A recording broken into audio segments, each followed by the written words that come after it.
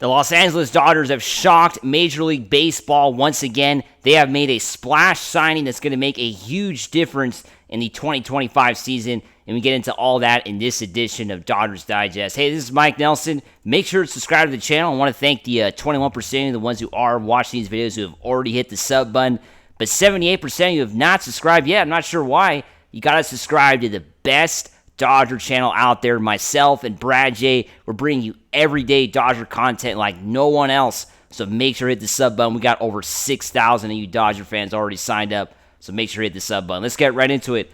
Of course, the Dodgers have signed Hyesung Kim to the Dodgers, has signed with the Dodgers in agreement for a contract. It's a 3-year deal for $22 million, and he will be getting an extra couple years. It looks like it's a 2-year team option. Basically, the Dodgers have had him on the radar the last few months, and it hasn't been discussed too much. There hasn't been much coverage at all on Kim potentially coming to Major League Baseball. But as we know, he's been one of the best hitters in the KBO, and definitely it's a big deal to say the least. This guy is going to make a big difference for the Dodgers because basically the plan for Kim in 2025, as Fabian Ardaya tweeted out just about an hour ago, the Dodgers this year are going to have Mookie Betts at shortstop, Gavin Lux at second base, and with the plan with Kim is he's going to fill a super utility role.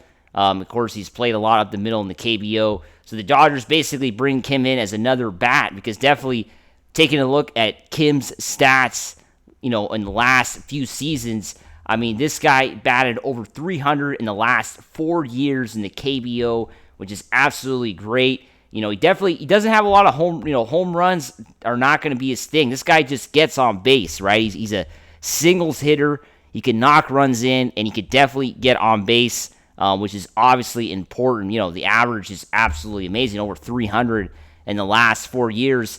So this is a big deal, right? I mean, the Dodgers once again proving they're the best team in Major League Baseball, making these signings, like kind of just shocking everybody on a random Friday afternoon on January 3rd, 2025. They already picked up yet another player. Now, I don't know what you guys think. I kind of have this idea too. I mean, do the Dodgers really need Kim, right? I mean, because they already have a lot of players in the infield.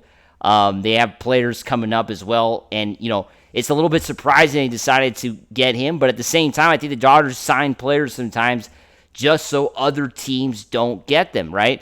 That's kind of the philosophy of the Dodgers, I think. They don't want Kim going to the Giants or Kim going to the Yankees, and, they decided, why don't we just sign them ourselves, right? I mean, I think that's what the Dodgers' philosophy is. Sign them so they don't go elsewhere.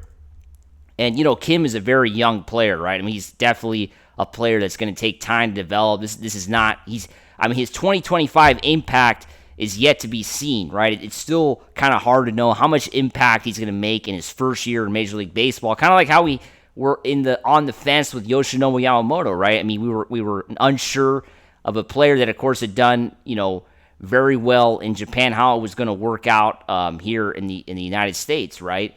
So this player coming from a different league, the KBO, it's hard to know how he's going to do in Major League Baseball. I think that's obviously something that has to be definitely thought about or looked at because it's a big adjustment, right? I think it's not going to be the same. It's going to be hard for him to hit over 300 in Major League Baseball in his rookie year. It's going to be almost impossible. And then in the first few years are going to have to be just more about development and how he could fit in, how he can get playing time. I mean, at the same time, the Dodgers have had injuries. They've had a lot of bad luck with injuries. Look at 2024, the unfortunate luck they had with the starting rotation, with so many issues in general. I mean, the Dodgers had so many problems when it comes to injuries, and when it came to injuries in the last year. So bringing him in is I think it's for that too. I mean, the Dodgers are preparing for, in some ways the worst, right? Because if Mookie Betts goes down, Gavin Lux goes down, there's always going to be somebody now that's kind of waiting in the wings that's a high caliber talented player that can get on base. He's not going to be a pushover at the plate. You don't have to put him batting ninth. I mean, this guy can bat fifth or sixth and slip in and be a contribution to the lineup, right from the get-go if they need him. But to say Kim is going to get any sort of significant playing time, I don't see that happening. I don't know what you guys think, comment below, but I don't think he will get significant playing time. Like literally the report said, this guy is going to be a super utility player, right? So they're just going to kind of fit him in whenever he is needed. That's kind of what they're hoping. I'm sure Kim is also going to play in the outfield. Now, what does this mean for Chris Taylor? Right, Chris Taylor, a player that, as we know, has been on the decline.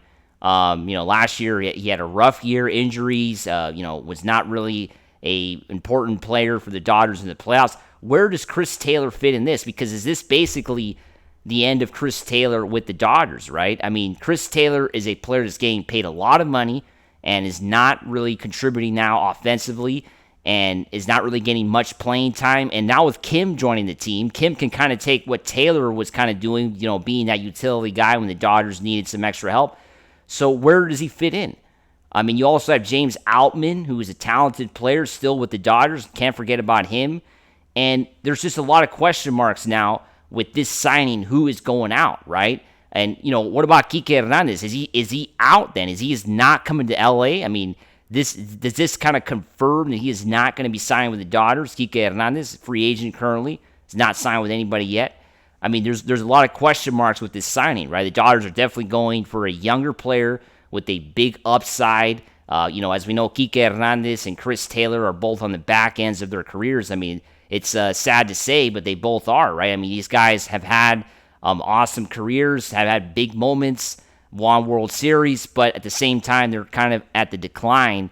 Kike Hernandez's playoff numbers are amazing. You want to have that on your team for sure, but I don't know. I mean, how do they sign everybody? They just don't have enough roster spots. Somebody's got to go, and it seems like they're just signing more and more players, and the players that we want the Dodgers to sign are kind of getting pushed aside, right? We know Walker Buehler's gone already with the Red Sox. Jack Flaherty, big question mark. Where's he going?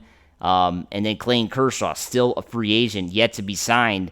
And we don't know about Roki Sasaki, right? Sasaki could be signed, potentially in the next 10 days, or at least an agreement could be made in the next 10 days, and that would be another roster spot taken there. So, yeah, the Dodgers pick up Kim. It's a big contract, a big deal, going to help out in a utility role, and, potentially, eventually, he could be a starter, right? Gavin Lux, we don't know. I mean, Gavin Lux could get traded. I wouldn't rule that out, and that's where Kim could kind of slip in and be that second baseman, so you cannot rule that out as well.